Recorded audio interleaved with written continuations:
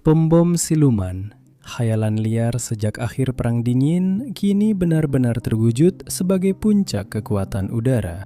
Bisa menyelinap lewat radar musuh tanpa terdeteksi, menjatuhkan bom nuklir tepat ke ambang pintu lawan, lalu keluar dengan selamat. Hanya Amerika Serikat yang berhasil mengoperasikan pembom siluman sejati, yaitu B-2 mereka. Masalahnya adalah pesawat itu sangat rumit dan akibatnya harganya sangat mahal. Orang Amerika menghabiskan lebih banyak uang untuk satu B-2 daripada yang dihabiskan orang Italia untuk KFOR, sebuah kapal induk sungguhan. Jadi, klub pembom siluman tetap menjadi klub eksklusif dengan hanya satu anggota. Namun, klub ini mungkin akan segera mendapatkan anggota kedua, karena kabarnya Tiongkok sedang mengembangkan pesawat mereka sendiri. Mereka menyebutnya H-20. Jika benar, pesawat itu akan jadi sangat istimewa. Semua aspeknya diklaim setara dengan B-2, bahkan bisa menyaingi B-21 yang lebih canggih. Namun, benarkah pesawat itu sehebat itu? Karena ya, Tiongkok memang bisa membuat peralatan yang benar-benar terdepan di dunia, tapi juga sudah banyak kejadian di mana terjadi kebocoran data, atau ketika kita mendapatkan salah satu peralatan mereka, kita menemukan bahwa sebenarnya tidak sehebat yang dikira. Hari ini, kita akan mencoba menelaah kenyataannya, menyaring hiperbola nasionalis dari fakta, dan memaparkan apa yang benar-benar kita ketahui tentang H-20.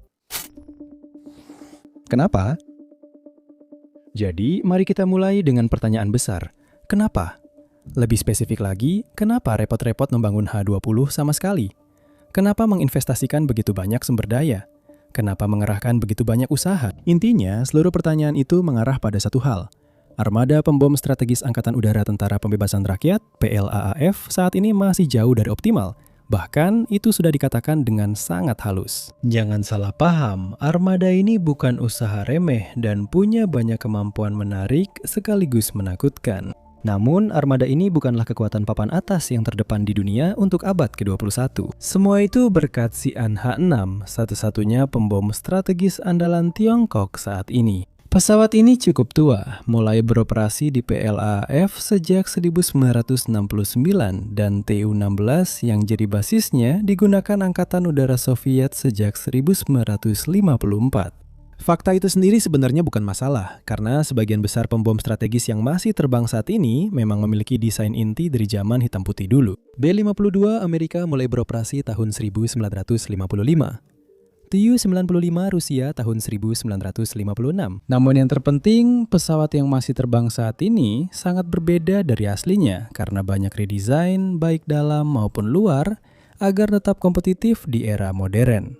Contohnya, B-52 varian H kini dilengkapi avionik digital, komunikasi modern, dan ruang senjata internal yang ditingkatkan. Sebagian besar Tu-95 yang masih beroperasi kini adalah model Tu-95 MSM dengan radar, sistem navigasi, mesin, baling-baling, dan perlengkapan pertahanan baru, serta kapasitas rudal jelajah lebih besar. H6 tetap mengikuti tren ini, dengan H6 pesat K dan H6 pesat N terbaru yang memakai avionik baru dan mesin turbofan D30KP2 menggantikan WP8 lama. Kokpit kaca dengan layar multifungsi, navigasi modern, sistem elektronik yang dioptimalkan untuk menembakkan rudal jelajah, serta fitur canggih lainnya. Namun, dan ini adalah hal yang sangat penting, untuk semua pembom strategis yang telah dimodernisasi seperti ini, ada batas sejauh mana Anda bisa meningkatkan desain inti mereka yang sudah tua sampai akhirnya Anda dihadapkan pada kenyataan yang tidak nyaman dan mahal. Mereka sudah bukan yang terbaik dan tak bisa jadi yang terbaik lagi.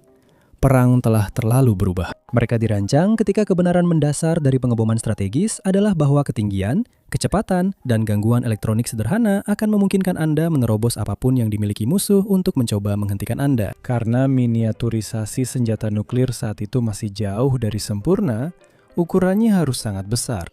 Faktanya, kebenaran itu bahkan bukan baru mulai memudar dan goyah sekarang. Kebenaran sudah mati sejak 1960-an yang berdarah, saat rudal permukaan ke udara pada dasarnya menghentikannya. Mari kita tetapkan pada 1 Mei 1960.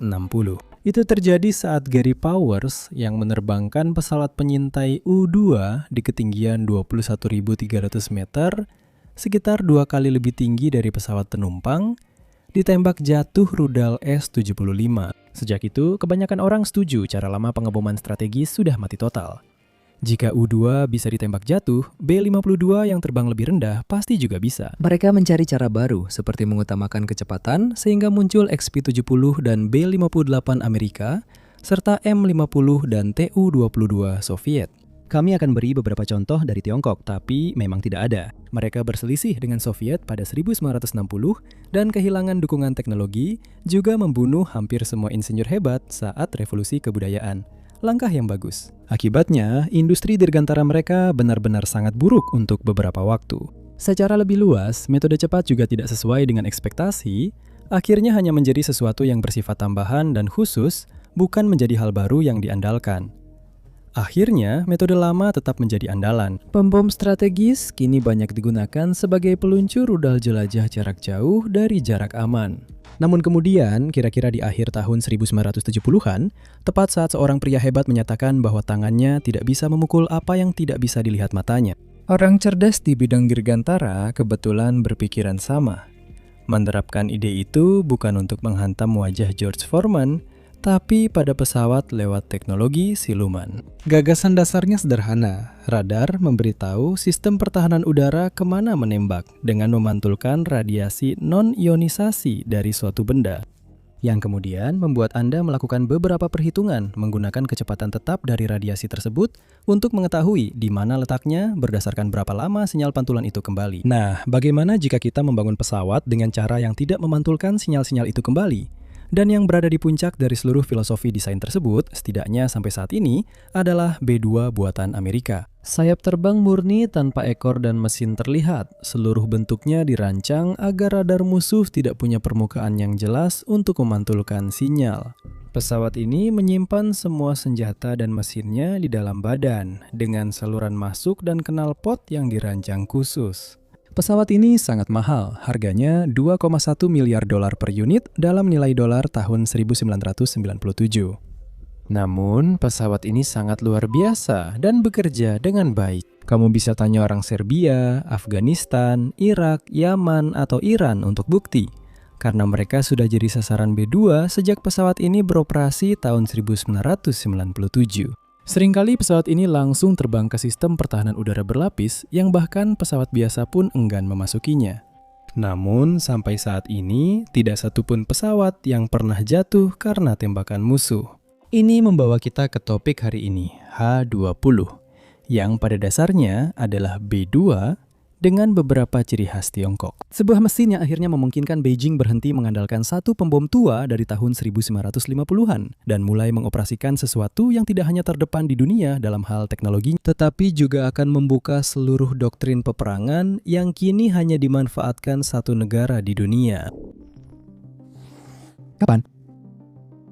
Setelah membahas alasan H-20 dan menambahkan konteks lebih luas, mari kita mulai membahas waktunya. Semuanya bermula pada 1980-an ketika teknologi siluman mulai berkembang pesat. Tiongkok, seperti negara lain yang punya angkatan udara, juga iri pada perkembangan di Amerika. Mereka menginginkan teknologi siluman. Mereka menginginkannya sekarang juga. Namun hal itu tidak akan pernah terjadi pada saat itu, karena kenyataan sederhana namun kejam adalah bahwa meskipun Tiongkok telah membuat kemajuan besar sejak tahun 1940-an, ketika mereka pada dasarnya belum memiliki sektor dirgantara sama sekali, mereka memang belum mampu untuk itu. Mereka juga paham soal itu, karena saat itu semua proyek canggih mereka yang mencoba melampaui batas gagal total. Pesawat pencegat J-9 dibatalkan tahun 1980 setelah Beijing menyadari impian mereka di luar kemampuan. Lalu ada pesawat jet penumpang Y-10 yang ditinggalkan pada tahun 1983 setelah mereka menyadari bahwa mereka akan menghabiskan lebih banyak uang daripada membeli produk jadi untuk hasil akhir yang justru lebih buruk daripada yang bisa mereka beli. Tidak ada proyek ambisius untuk mendapatkan teknologi siluman karena mereka tahu itu hanya membuang waktu dan sumber daya. Andalan mereka hanya memperbaiki dan memutak-atik barang dari Soviet. Proyek saat itu mengecewakan. Pilot uji coba Soviet di Tiongkok bahkan menolak membeli J-6 MiG-19 buatan Tiongkok karena dianggap sangat berbahaya. J-7 MiG-21 buatan Tiongkok awalnya penuh masalah, bahkan diakui Beijing. Namun memasuki 2000-an. Namun kepemimpinan Deng Xiaoping membawa pragmatisme penting ke komunisme Tiongkok. Berbeda dengan metode lama, menembak siapa saja yang satu langkah lebih ke kanan dari Anda, seperti yang dilakukan para pendahulunya. Sektor dirgantara negara itu akhirnya mulai membenahi dirinya sendiri, menghasilkan pesawat tempur asli generasi keempat seperti J-10, tiruan Su-27 seperti J-11, dan menyempurnakan J-7. Hingga kekuatan asing rela mengeluarkan uang demi mendapatkannya. Memang begitu, tapi pada pertengahan 2010-an mulai muncul komentar di media tentang hal baru yang akan datang. April 2014, saat di markas besar PLAAF Beijing, Xi Jinping meminta para perwira senior mempercepat integrasi udara antariksa dan meningkatkan kemampuan ofensif-defensif mereka. Berhenti jadi pasukan pertahanan udara teritorial murni dan mulai pertimbangkan serangan jarak jauh. Pada Juli 2015, China Daily menerbitkan artikel besar oleh reporter Zhao Lei berjudul "Tom Bom Jarak Jauh Mungkin Masuk Dalam Rencana Tiongkok". Para ahli terkait PLA menyebut pesawat strategis berat yang terbang cepat sangat dibutuhkan dan sudah lama tertunda. Dan permintaan terakhir Letnan Jenderal Liu Yudu agar berusaha maksimal mengembangkan pesawat tom bom baru. Dengan banyaknya komentar serupa, pada 1 September 2016 di acara Hari Terbuka PLAAF Changchun, Komandan Mao Xiaotiang akhirnya menyampaikan hal yang sebelumnya hanya dibicarakan diam-diam saat berbicara kepada pers. Kami sedang mengembangkan pembom serang jarak jauh generasi baru yang suatu saat akan Anda lihat. Pernyataan itu kemudian diberitakan China Daily, Reuters, dan hampir semua media, menjadi konfirmasi resmi pertama bahwa proyek tersebut ada. Dan sejauh yang kami ketahui hari ini, disitulah kisah H20 benar-benar dimulai. Karena hingga saat ini, Beijing belum pernah mengungkapkan detail tentang bagaimana atau kapan semuanya benar-benar dimulai.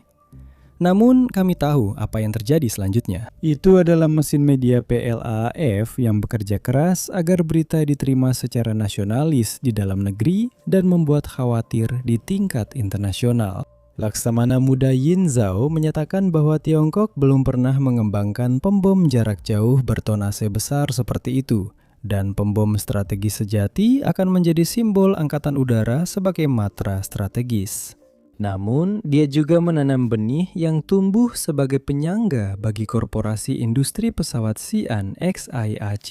Itulah perancang dan produsen H20, sambil menambahkan proyek ini sangat menuntut secara teknis. Namun, beri waktu 3 tahun dan sikap hati-hati seperti itu pun hilang, digantikan dengan hal yang benar-benar berlawanan, kepercayaan diri. Tonton video rilisan Supply AC ini dan percepat dengan max fast forward karena durasinya 5 menit. Tapi kita bisa lihat mereka memamerkan sejarah mereka secara kronologis. Kita punya H6 bagus. Beberapa hal dari era buruk tak perlu dikhawatirkan, keren. Ada pesawat modern yang benar-benar berfungsi, luar biasa. Tapi ada benda yang disembunyikan di bawah terpal di akhir. Hampir mirip B2 kan? Meski ini CGI, tetap menyerupai B2. Sepertinya proyeksi H20 sudah terungkap. Mereka sangat percaya diri hingga XAIAC menyindir Northrop Grumman, perancang dan produsen B2. Bagaimana caranya? Itu karena adegan terakhir video mereka nyaris merupakan parodi persis dari iklan Super Bowl Northrop Grumman tahun 2015.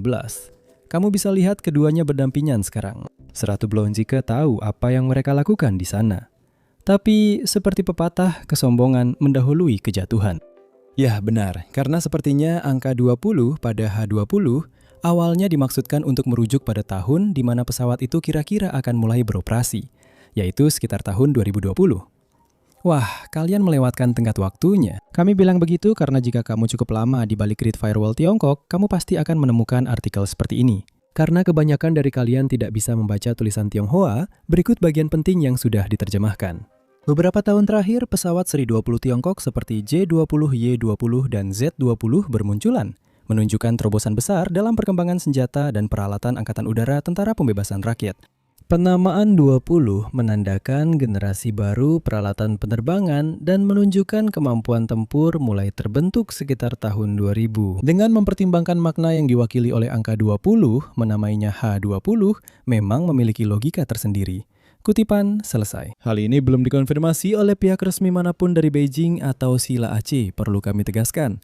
Namun logika para komentator Tiongkok memang masuk akal, dan itu menarik bukan? Karena sekarang tahun 2026 saat tulisan ini dibuat, dan tahun 2020 hanya tinggal kenangan di belakang. Jadi, di mana H20 itu Tiongkok? Meski kita abaikan klaim H20 beroperasi 2020, pertanyaan tetap sama.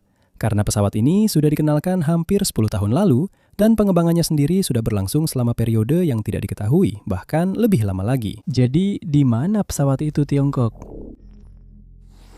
Di mana? Dan jawaban untuk pertanyaan itu pada dasarnya adalah kita tidak tahu. Tapi setidaknya kita tahu kenapa kita tidak tahu. Dan itu karena Beijing selalu menghindari pertanyaan itu setiap kali muncul. Ingat komentar Mao Xiaotan saat mengenalkan proyek itu tahun 2016. Kini kami sedang mengembangkan pembom serang jarak jauh generasi baru yang akan Anda lihat di masa depan. Suatu saat di masa depan. Tidak ada komitmen apapun sama sekali. Jangka waktunya jika ingin teliti bisa berarti 5 menit lagi atau 8 Agustus tahun 25062. Dan itu benar-benar menentukan nadanya dengan omongan samar-samar tentang masa depan yang terus berlanjut di hampir semua komentar dan laporan berikutnya. Pada 2024, Wakil Komandan PLAAF Wang Wei kembali menyatakan kepada Hong Kong Commercial Daily pada Maret bahwa hal tersebut akan segera terjadi tanpa hambatan berarti dan semuanya bisa diatasi. Personel riset kami kini sangat kuat, semuanya memiliki kemampuan ini. Peralatan generasi baru juga membawa kemampuan tempur baru. Ini hal yang membanggakan dan membangkitkan semangat. Signifikansinya besar, mewakili transisi generasi seperti orang ini meniru Donald Trump. Kami tidak membandingkan diri dengan Amerika Serikat. Kami hanya menjaga keamanan sendiri dan akan menunjukkannya saat waktunya tiba. Saat seorang reporter menarik perhatian, penggemar penerbangan Tiongkok antusias ingin tahu soal H20 dalam konferensi pers September 2024 bersama juru bicara Zhang Xiaogang di Kementerian Pertahanan Nasional. Dia hanya bilang, kutip, "Mengenai pertanyaan Anda, departemen terkait akan merilis info pada waktu yang tepat. Silahkan ikuti terus, like, dan subscribe."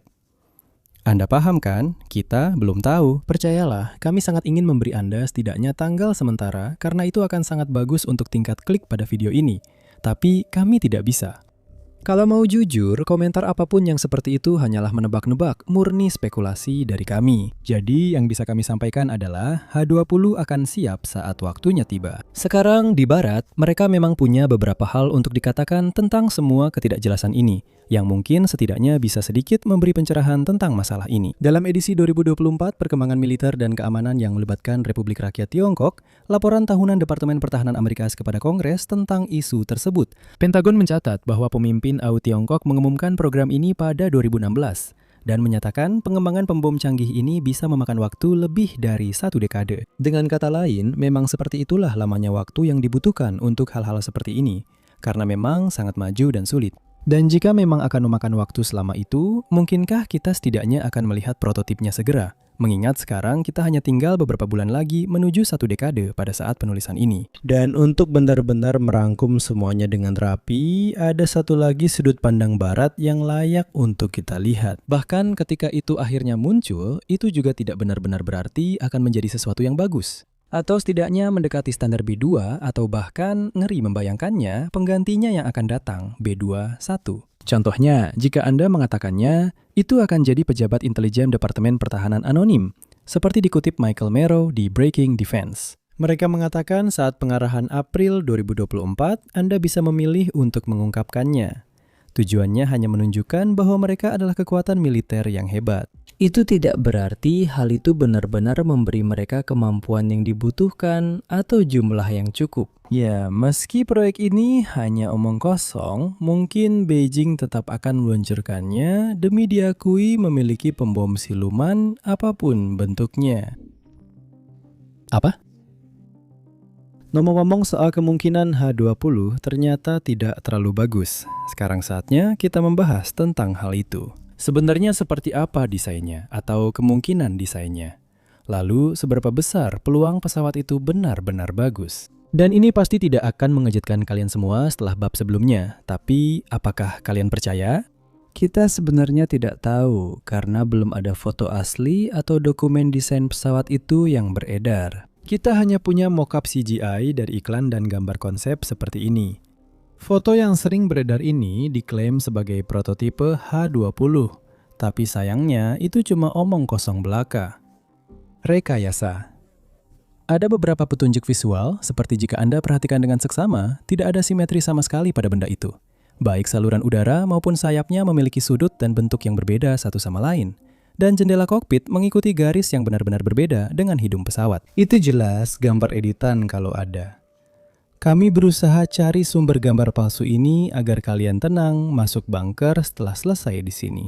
Meski belum yakin menemukan sumbernya, kami berhasil melacaknya ke artikel South China Morning Post tahun 2018 dari sisi kami di balik tembok api besar. Dan di sisi lain, kami melacaknya kembali ke artikel lain tahun 2018, di mana gambar tersebut jelas tidak memiliki overlay CCTV Channel 7 seperti yang kalian lihat di tempat lain. Juga tidak kekurangan foto satelit yang diklaim memperlihatkan H20 dengan 3 foto utama, yaitu yang ini, dan juga yang ini. Kami membahas satu persatu dan merasa ragu dengan yang pertama. Proporsinya, terutama sayap lebar dibanding panjang badan, memang agak mirip B2. Karena foto diambil di fasilitas uji penampang radar boarding, kita bisa mencari lokasinya dan memperkirakan rentang sayapnya dari situ. Kami perkirakan ukurannya 15-18 meter terlalu kecil untuk H20.